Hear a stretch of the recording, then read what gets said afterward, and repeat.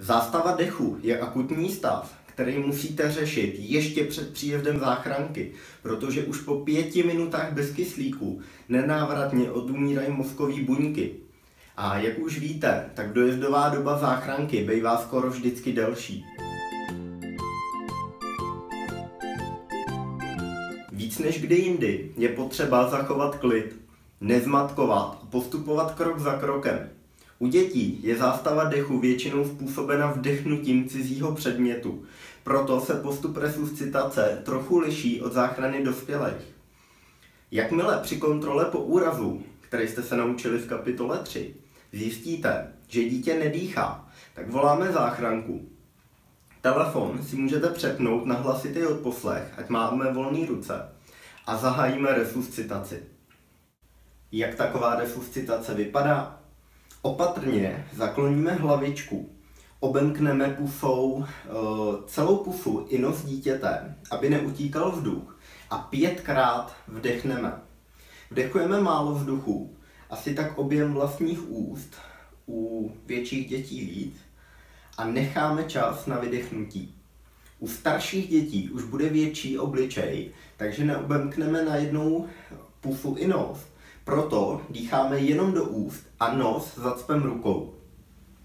U novorozenců zhruba do 1 měsíce dítě držím v rukou a palcema na středu hrudníku 3krát rychle stlačuju asi do 1/3 hloubky hrudníku.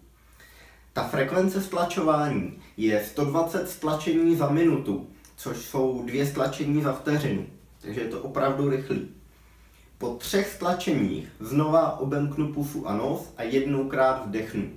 A tenhle cyklus opakuju. 3 stlačení, 1 vdech. Pro starší děti než 1 měsíc, nebo od chvíle, kdy už je neudržím v rukou, je postup trochu jiný. Pořád začínám 5 vdechy, ale masáž srdce už nedělám palcema, ale celou rukou. Dítě musí ležet hlavně na pevné podložce, ne třeba na madraci, aby jsme stlačovali hrudník a ne tu madraci pod ní. Ruku dáme na střed hrudníku a mačkáme 30krát, zase do 1/3 hloubky. Frekvence je 100 stlačení za minutu. Pokud budu počítat v písmenem A1, A2, A3, A4, A5, A6, tak mi to dá správný tempo, kde na každý Ačko mačkám. Po 30 stlačení následují 2 vdechy, zase s prostorem pro vydechnutí mezi nima.